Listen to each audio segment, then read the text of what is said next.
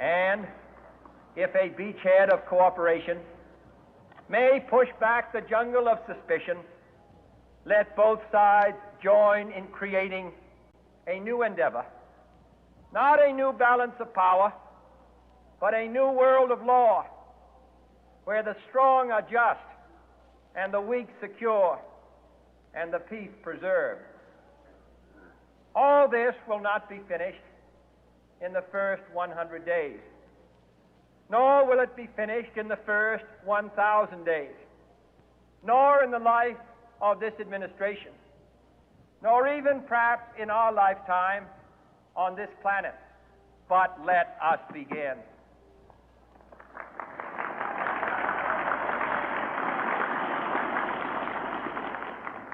In your hands, my fellow citizens, more than mine, will rest the final success or failure of our course.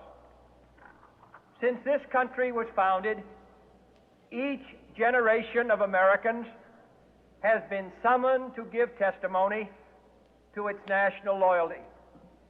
The graves of young Americans who answered the call to service surround the globe. Now the trumpet summons us again, not as a call to bear arms, though arms we need, not as a call to battle, though in battle we are, but a call to bear the burden of a long twilight struggle, year in and year out, rejoicing in hope, patient in tribulation, a struggle against the common enemies of man, tyranny, poverty, disease, and war itself. Can we forge against these enemies a grand and global alliance, north and south, east and west, that can assure a more fruitful life for all mankind? Will you join in that historic effort?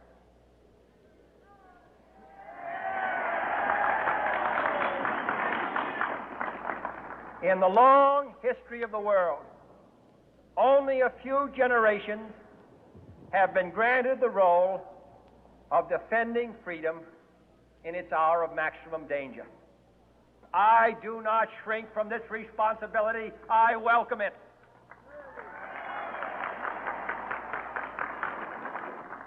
I do not believe that any of us would exchange places with any other people or any other generation.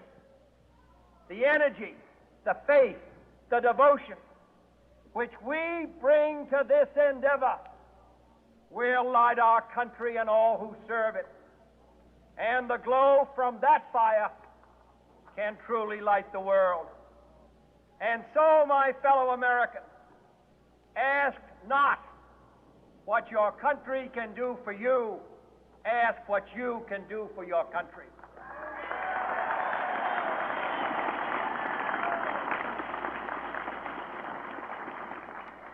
My fellow citizens of the world, ask not what America will do for you, but what together we can do for the freedom of man.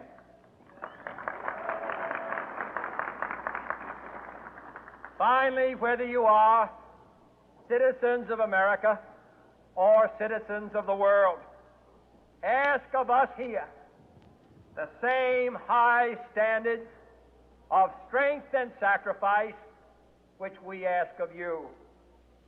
With a good conscience, our only sure reward, with history the final judge of our deeds, let us go forth to lead the land we love, asking His blessing and His help, but knowing that here on earth, God's work must truly be our own.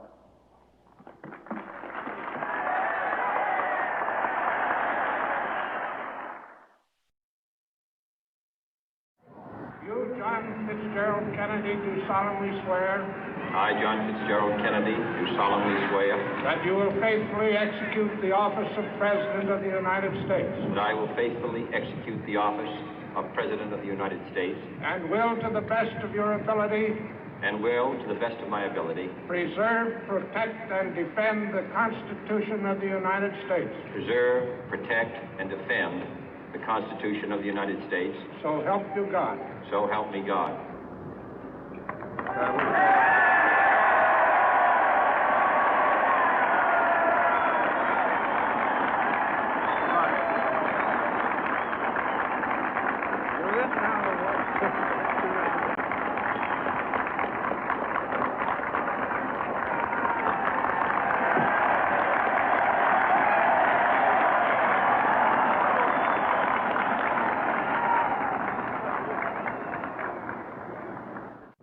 Vice President Johnson, Mr. Speaker, Mr. Chief Justice, President Eisenhower, Vice President Nixon, President Truman, Reverend clergy, fellow citizens.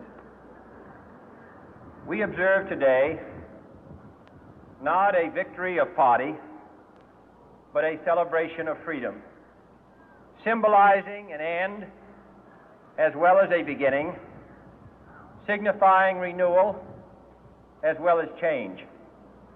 For I have sworn before you and Almighty God the same solemn oath our forebears prescribed nearly a century and 3/4 ago.